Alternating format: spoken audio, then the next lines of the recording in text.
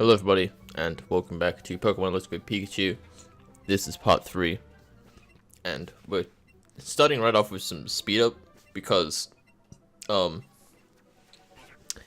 at this point, I wasn't too informed in, like, catch chains and stuff, but I had heard that if you had a catch chain of at least 10,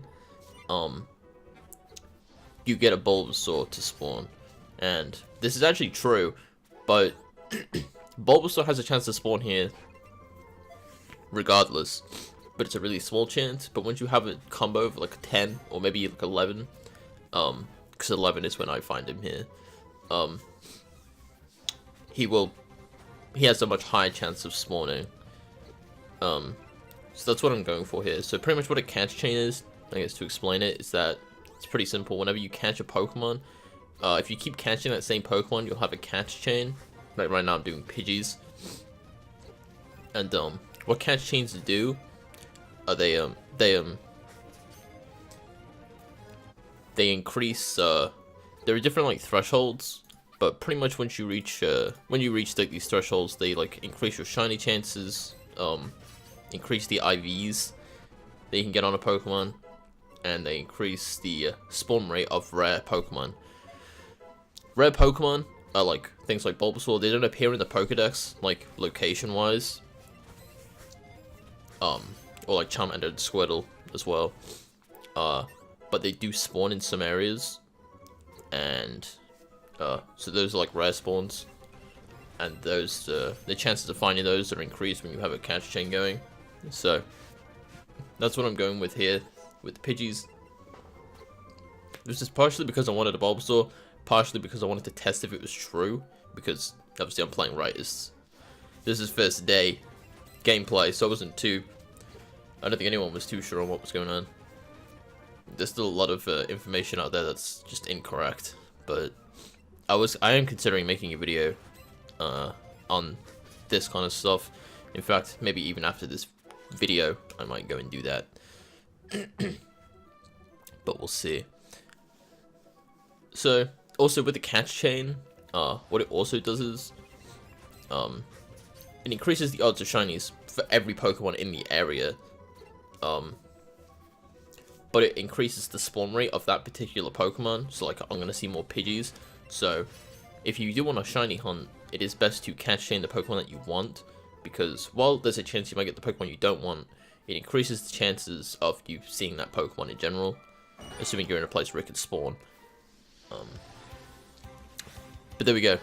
Found the Bulbasaur, so I guess the rumors were true. So obviously we're gonna catch this because we spent so long trying to find this. You could, I don't know what's going on with my throwing here. Yeah, I'm doing a really poor job. It's because he like looks really close to the screen, so I'm like trying to do like lighter throws, but you just gotta go full throw, like just a normal throw. With the Bulbasaur, you could start a catch chain with him because he's right next to, well, because he spawns in Viridian Forest, like just wherever. You could hang around like one of the exits or entrances and keep going in and out, and that would resets the spawns, so you always have a chance of finding a Bulbasaur then. So you could do that if you wanted to start trying to like get a chain of Bulbasaur going, but I wasn't gonna do that here for multiple reasons. So, but if you do want to get like a good IV Bulbasaur, that's one way of doing it. Chaining a Bulbasaur or just any rare spawn doesn't increase their spawn. Only one of them can spawn at a time. But if you have a good chain going, you can just run into them, run away, and that'll spawn a new one pretty much instantly, like most of the time. So there's no point chaining a Bulbasaur if you're going for a shiny Bulbasaur, because that doesn't increase their spawn rate because they're a rare spawn and they don't follow normal rules. So here, this is a mechanic from Pokemon Go, actually, like most things in this game, where you can send Pokemon to the professor, and in return you get like candies and stuff. So here we send my 11 Pidgeys, and we got some a health candy, some quick candy, and some other one, and another one that I missed.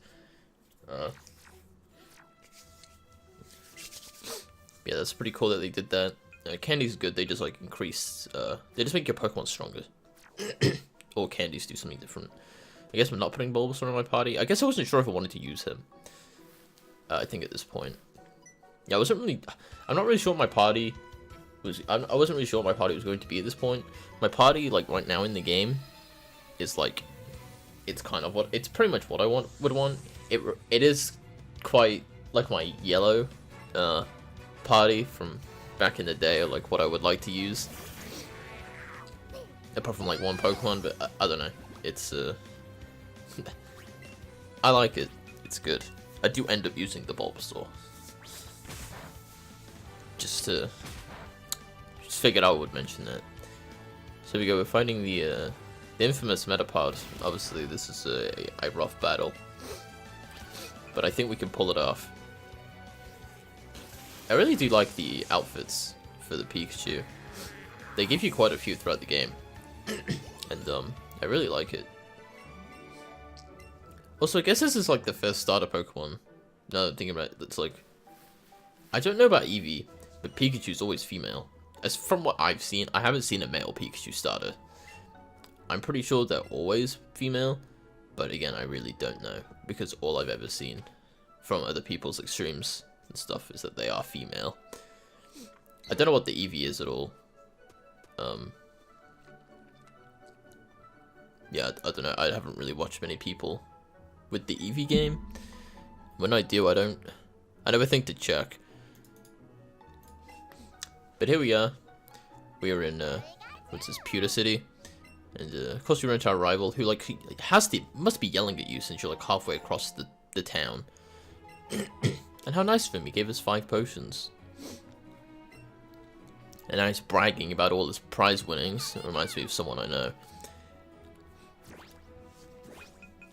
So pretty much, if I'm saving the game, 9 times out of 10, that's because I've stopped recording. But obviously, this is not the end of the part. But that's what I like to do when I finish recording. I don't know why, but I just like to give the game a save. I guess it's, well, one, it's good to save, and I don't know. I guess it's just like lets me know that this is the end or something. I don't know. It's also cool to kind of like see your progress as like you're going. Oh, Pidgey's found something. What has Pidgey found? A Nana berry. That's very nice. Thank you so much, Pidgey. So obviously you gotta look at all the different pretty Pokemon. I just think this is so cool. Oh, that actually just reminded me. I realized why the Meowth makes me think of Pokemon Colosseum in XD, and it's because in one of the towns, this like pretty important character has a Meowth, and it's the sound Meowth makes that like keeps making me think of that. So that's why Meowth like stands out so much to me, is because one of the characters in those games has a Meowth. It was like driving me crazy why that particular Pokemon made me think of XD so much, and I knew it was and Colosseum, and it was this damn like cry. But anyway, we agreed to watch this lady Slowpoke very intensely. The Slowpoke I don't think would be going anywhere, but also I don't know why we're looking at its butthole, but to each their own, I suppose. Yeah, she's very thankful that we watched Slowpoke and we got a big pill. That's sweet. Oh, did she say we could do it again? I actually didn't even notice that when I was playing. Maybe I will go do that again. I wonder if she always gives you a big pill. It's probably like a once a day thing, I would imagine, if you can do it again. But anyway, we're gonna go do our first gym.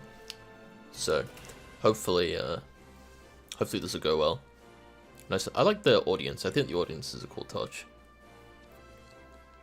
So with gyms in this game, they have like requirements.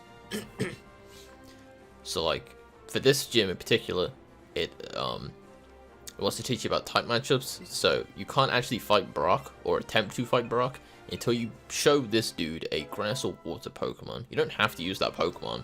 You just have to have one. But it's really easy to get one, because Oddish spawns like on the first route in this game, and I think on Eevee, Bellsprout spawns. So that's a Pokemon for each game, like right away, like literally on Route 1. So for the first battle, they got a Geodude. We don't really need to use the Oddish because Pikachu has double kick, which will be good enough. Or it should be good enough at least. Close enough.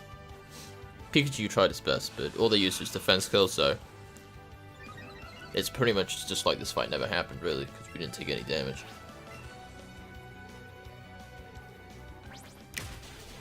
It's actually like quite crazy how like far ahead I can get with recording, because like I'm at like the 8th gym.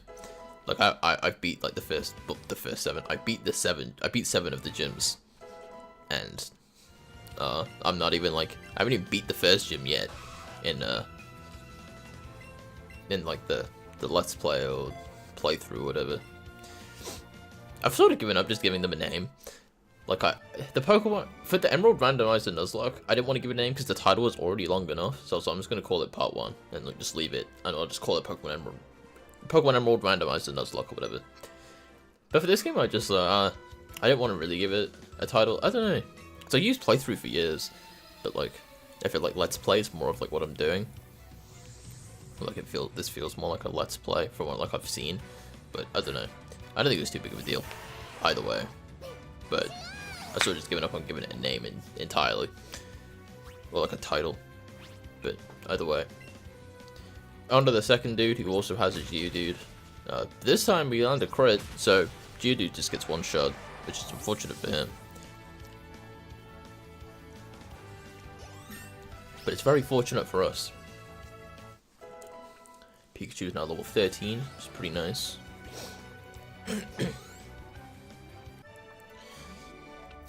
I didn't really like the like mass oh I just hit the mic. Sorry. I wasn't a huge fan of the EXP sharing like X and Y in Sun and Moon. And like, well, Gen 6 and 7. Where it's like party wide rather than just like a single Pokemon. But I feel like in this game it kind of works because I feel like it's kept in mind, because like I don't think you can turn it off. It's like a mandatory thing. So I feel like the game is balanced more around it. But maybe not. That's something I do hope they like just don't keep. I'm not a huge fan of the max EXP. I don't know. In this game it kind of works, but especially with like the catching, because there's no Pokemon in that battle, so that kind of makes sense that every Pokemon gets a bit of EXP. But I guess in battles it doesn't make too much sense. But I don't know. It hasn't felt that bad in this game, but I really didn't like it in X and Y. So obviously now we're fighting Brock. He has his classic Geodude, and you can only imagine what his next Pokemon is. I remember doing this battle back in the day on Pokemon Yellow, and obviously I wasn't very smart, so I didn't like know about like type matchups. I still don't even know all the type matchups still, and that's going to be very obvious in later parts. Don't worry. But yeah, I remember doing this when I first had Yellow, and like I didn't know that fighting was good against like Rock, and I didn't really know what to do. I didn't know you could get like Mankey, and so I literally just kept brute forcing with like I think my Pikachu, which was like a higher level, and then I had like a Pidgey, which was like level 3. It didn't go very well. I eventually did beat him. I don't know how. I don't remember beating him, but I remember playing past that point, so I must have beat him. But I do remember trying many times, trying to beat Brock with a Pikachu and the world's worst Pidgey. But they give Pikachu double kick now, so this made it very easy. And we beat him in 1, which is making childhood me very proud right now. We give a little Pikachu a high five. And obviously with the Boulder Badge, Pokemon level 20 and up, or Pokemon level that are level 20 and below, will now listen to us in battle. Woohoo! And he gives the team Headbutt, which I do give to Pikachu a little later. Also, I have no idea what this icon is in the corner. The one where it's like Pikachu holding the Joy-Con. I don't know what that is. But anyway, a familiar face. Blue. I've actually seen so many posts on like Reddit of people that have called their rival Blue because they were just like, oh yeah, because, you know, that's what the rival should be. But they didn't know Blue was in the game, so then they end up having 2 Blues, which I think is pretty funny. But Blue being very nice to us, giving us the 5 Great Balls, and see, this part doesn't make sense to me, where he talks about how he used to have to scribble on a map with a pencil about his Pokemon encounters, and that he didn't have a Pokedex, but like, what in the timeline is this? Because he's always had a Pokedex from what I know. It just doesn't make much sense. And I guess I'm just not really sure what this is, yeah, like on the timeline. Because like, obviously this is supposed to be a remake of Yellow, but it's not like a 1-to-1. Anyway, going to the museum, trying to sneak in. Unfortunately, it didn't work, but I'm a kid, so it's cheap. So, museum's pretty cool. There's some rare Pokemon. This old man's feeling grateful for his life. That's pretty nice. Various fossils. There is like a cool little Easter egg in the museum when you come upstairs. I think it only applies to Nidoran and Nidorina, where they like take notice of the Moonstone, which is, you know, because that's how they evolve. This kid doesn't know what's up with it. But yeah, I think it's kind of neat how like they take notice to it. I don't know. I heard someone say that only those 2 do it, but I'm not 100% sure. This guy is like trying to take Pikachu from us. Well, you should go catch one. I even have a spare one. Why not just take my spare one? I don't need it.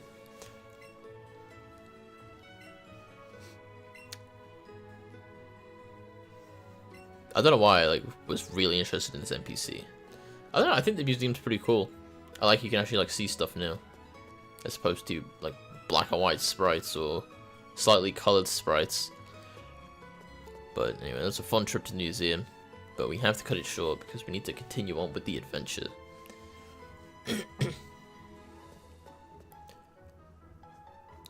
So obviously now that we've done the first gym, we must make our way to the second gym. Oh yeah, first we need this item. See, this is what I was talking about with the bushes being deceiving. Like, you wouldn't think to be able to walk there because of all the bushes, but you can. This old lady. Sometimes it is fun. So it's always good to check inside the buildings. You never know what you're going to find. You know, maybe this Nidoran will sit. I don't want to talk to you. I got my own Nidoran. I want to see what that one has to say. Oh. Pokemon in a trade. Means it won't listen. Feels bad, man. I'm sure this guy will have plenty to say. He basically just called this whole town noobs. Which I guess is kind of true. But it's pretty good. But obviously, after that intense battling, it is good to heal the Pokemon. Out of this whole like squad I've got going on so far, there's actually only one of them that actually have kept using this whole time. I don't think I said its name earlier, but yeah, obviously besides the Pikachu, I am still using one of the other 5, and I don't know, maybe give it a guess, maybe you'll get it right. It's a 1 in 5, really. Can't really go too wrong. And I bought this thing off this dude. I don't really know what it does, but it's basically just a full heal, which is kind of cool. I don't care too much for it. But these 2 kids are trading, which is kind of nice. Well, I mean, that is true, but I did it with an electric Pokemon. See, I don't know why the guy turns to you to talk to you. Like, screw you, dude. You turn to me. If you're on the phone, don't like don't talk at me. I actually think the map looks really cool in this game. It's very neat. I'm having like a bit of trouble. This is something I meant to mention in the first part or whatever, but I'm having trouble with the Joy-Con because I'm used to moving with the analog stick being on my left hand or on the left side and using my left like thumb. But in this game, you only can use one Joy-Con.